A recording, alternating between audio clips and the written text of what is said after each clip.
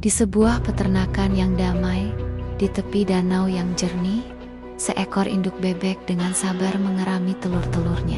Satu persatu, telur-telur itu menetas, mengeluarkan anak-anak bebek yang mungil dan menggemaskan dengan bulu kuning cerah. Namun, ada satu telur yang tersisa. Ukurannya jauh lebih besar dari yang lain. Ketika akhirnya telur itu menetas, keluarlah seekor anak bebek yang sangat berbeda. Bulunya berwarna abu-abu kusam, tubuhnya lebih besar, dan suaranya terdengar serak. Sebelum kita melanjutkan kisah yang mengharukan ini, dukung terus channel ini dengan cara like, komen, dan subscribe untuk terus menyajikan cerita yang menarik lainnya. Perbedaan ini langsung membuatnya menjadi sasaran ejekan. Saudara-saudaranya mencibir dan menjauhinya. Bahkan hewan-hewan lain di peternakan, mulai dari ayam hingga kalkun, ikut-ikutan mengolok-oloknya. Mereka memanggilnya si buruk rupa, membuatnya merasa sangat sendirian dan tidak diinginkan di tempat yang seharusnya menjadi rumahnya. Dengan hati yang hancur, anak bebek yang dianggap buruk rupa itu memutuskan untuk pergi.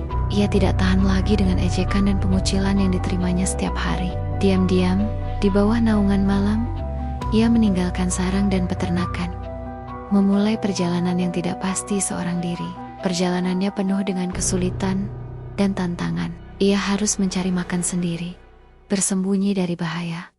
Dan yang terberat adalah menghadapi musim dingin yang membekukan. Salju tebal menutupi tanah, dan danau tempatnya mencari perlindungan membeku menjadi es. Dalam kedinginan yang menusuk tulang, ia nyaris mati kelaparan dan kedinginan.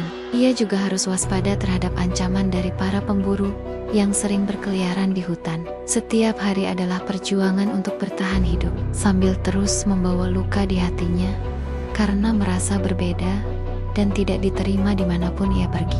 Setelah musim dingin yang panjang dan brutal berlalu, musim semi pun tiba.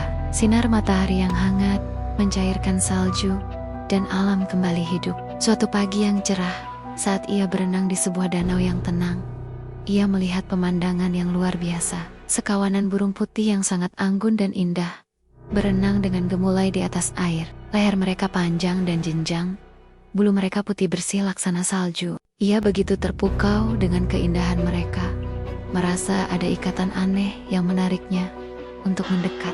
Dengan rasa takut dan ragu-ragu, ia memberanikan diri berenang ke arah kawanan tersebut, siap menerima ejekan yang sama seperti yang biasa ia dapatkan. Saat ia menundukkan kepalanya karena malu, ia terkejut melihat bayangannya sendiri terpantul di permukaan air danau yang jernih. Pada saat itulah ia menyadari segalanya. Bayangan di air bukanlah seekor bebek abu-abu yang canggung dan buruk rupa. Bayangan itu menunjukkan seekor burung muda yang anggun dengan leher panjang dan bulu putih yang mulai tumbuh dengan indah. Ia bukanlah bebek, ia adalah seekor angsa, sama seperti maklek-maklek indah yang ia kagumi.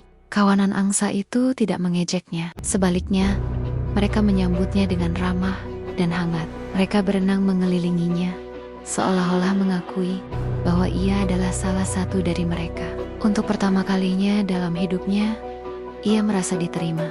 Ia akhirnya menemukan keluarganya yang sesungguhnya. Berenang bersama kawanan angsa yang megah, ia tidak lagi menjadi si buruk rupa, melainkan seekor angsa yang cantik dan bahagia. Akhirnya menemukan tempat di mana ia benar-benar menjadi dirinya sendiri.